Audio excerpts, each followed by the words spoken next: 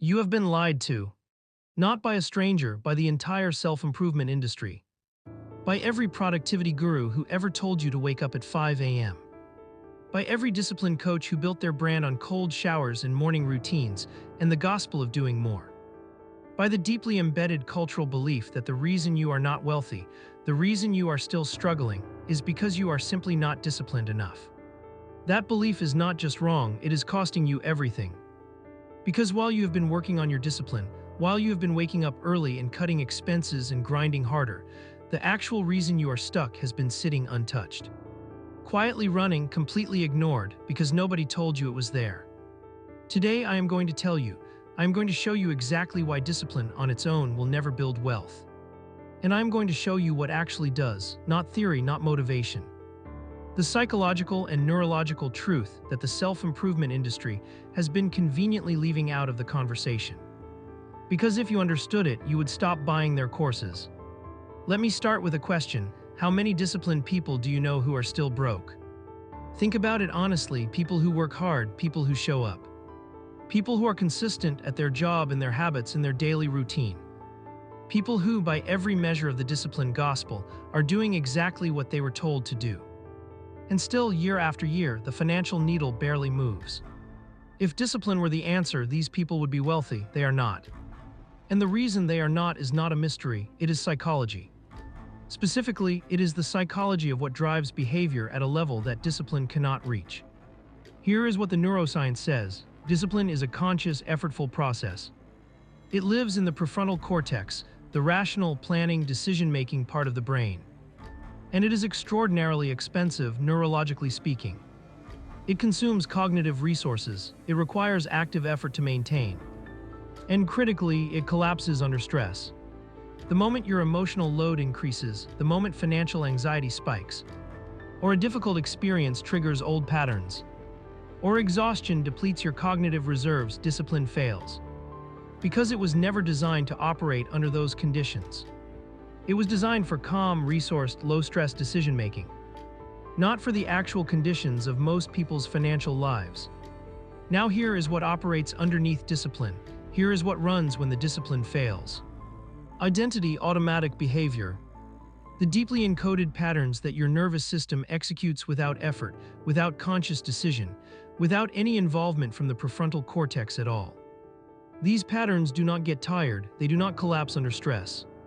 They run more reliably the more stressed you are because stress pushes the brain toward automaticity, toward the patterns that are most deeply encoded. Most frequently repeated, most neurologically efficient. And for most people, those automatic patterns were not built for wealth. They were built for survival, for familiarity, for the financial reality that was modeled around them before they were old enough to choose differently. This is why discipline fails, not because you are weak. Because you are trying to use a conscious, effortful, fragile tool to override an unconscious, effortless, deeply entrenched system.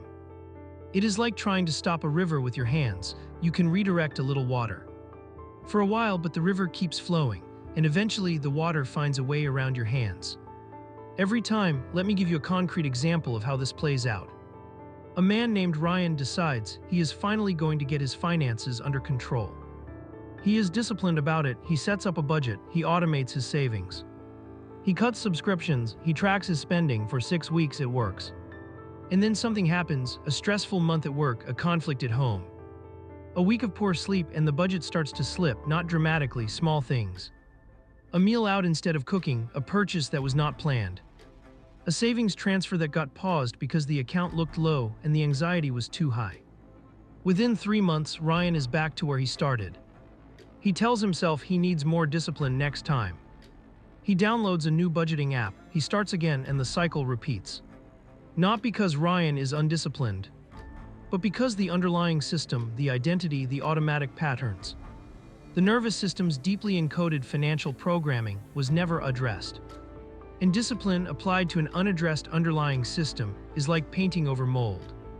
It looks better temporarily, but the mold is still there and it will come back. Every time. Now I want to be precise about what I mean when I say identity. Because this word gets used loosely and I want to be specific. Your financial identity is not what you consciously believe about money. It is what your behavior reveals you actually believe, not what you say, what you do. Repeatedly, automatically, under stress, when no one is watching.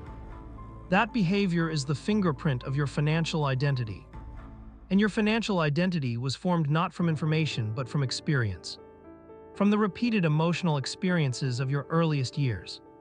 From watching how the adults around you related to money, not what they said about it, but how they felt about it, how their bodies changed when bills arrived, how the air in the house shifted when money was tight, how they spent. Or didn't spend.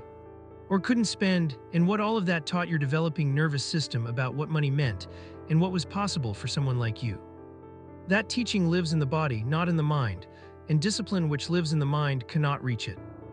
Which means that as long as you are trying to solve a body-level problem with a mind-level tool, you will keep getting the same result. More effort, same outcome, more frustration, same patterns, more discipline.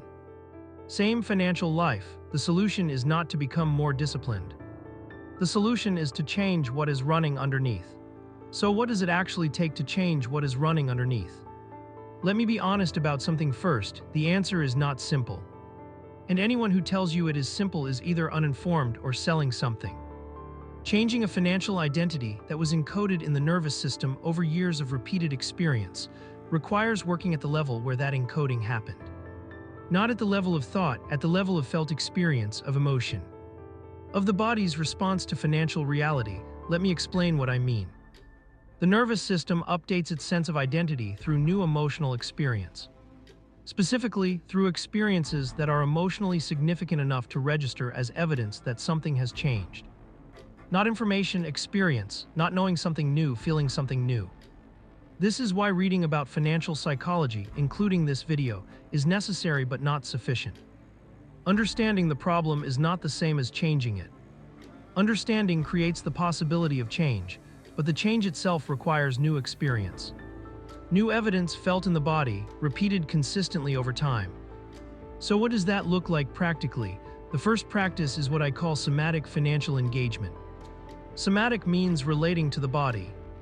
And somatic financial engagement means deliberately bringing your body into contact with financial reality in ways that build tolerance, rather than triggering avoidance. Here is a concrete example. Once a week, sit down with your complete financial picture. Every account, every balance, every debt. And instead of immediately trying to fix or plan or strategize, just notice what you feel. In your body, your chest, your stomach, your shoulders, is there tightening, sinking? Numbness, just notice, do not judge it, do not run from it. Stay with the feeling for 5 full minutes, breathe through it.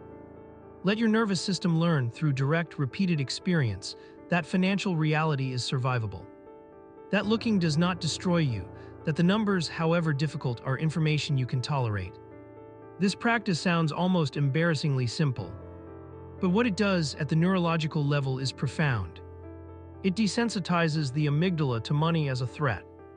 It builds what researchers call distress tolerance, the capacity to remain present with difficult financial realities without flooding, shutting down, or reaching for the familiar avoidance behaviors. And distress tolerance, more than discipline, more than knowledge, more than motivation, is the psychological foundation of sustainable financial behavior. The second practice is behavioral identity construction. Remember, identity is not what you believe about yourself. It is what your behavior reveals you believe about yourself, which means that identity can be rebuilt through behavior, specifically through choosing consistently and deliberately to take actions that are inconsistent with the old financial identity and consistent with the new one. Not dramatic actions, small ones. The transfer of $20 to savings when the old identity would have spent it, that is an identity vote. The honest look at the bank statement when the old identity would have avoided it, that is an identity vote. The research into one financial concept that the old identity found too intimidating, that is an identity vote.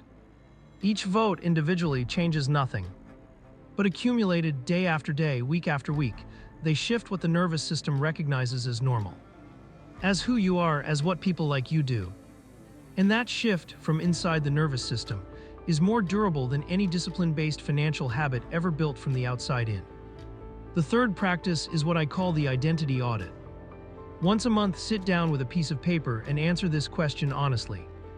What did my financial behavior this month reveal about what I actually believe about money? Not what I say I believe, not what I know intellectually. What did my actions reveal?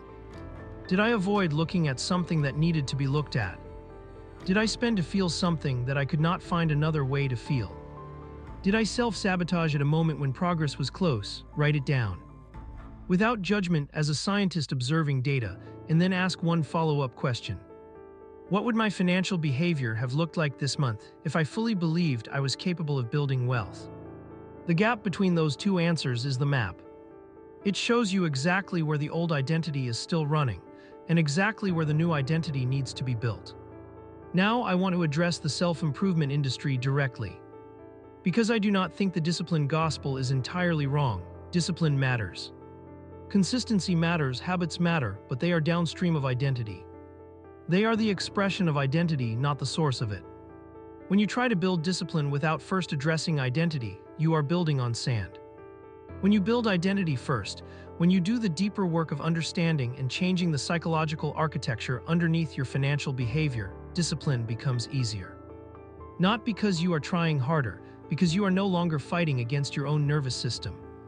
Because the automatic patterns, the ones that run without effort, are now pulling in the same direction as your conscious intentions. That alignment between what you consciously want and what your nervous system automatically does is what sustainable financial change actually feels like.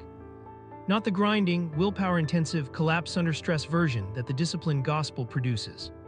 Something steadier, something quieter, something that does not depend on perfect conditions or unlimited cognitive reserves or the absence of stress. Something that runs even when you are tired, even when life is hard, even when the old patterns are pulling loudest, because it is built at the level where behavior actually originates. In the nervous system, in the identity, in the deep felt sense of who you are and what is possible for you. That is where wealth is built, not at 5 a.m., not in a cold shower. Not through more discipline applied to an unchanged foundation. Here is what I want you to carry from this video. The reason discipline has not made you wealthy is not that you have not tried hard enough. It is that discipline was never the right tool for the job. The job requires something deeper, more personal, more honest. It requires looking at the psychological architecture underneath your financial behavior, understanding where it came from and doing the sustained, imperfect, unglamorous work of rebuilding it from the inside out. That work is less dramatic than a 5 a.m. wake-up call. It does not make for inspiring social media content, but it is the work that actually changes things, and you are now equipped to do it. If this video shifted something, if it named the reason your discipline has not been enough, comment the word deeper below. As a commitment to yourself that you are done with surface-level solutions and ready for the work that actually matters. Hit the like button as an acknowledgement that this conversation is one worth continuing. And subscribe because this is what we do here. We go beneath the surface. We challenge what you have been told. We give you the psychological truth that the self-improvement industry does not want you to have. The 5 a.m. lie ends here. The real work starts now.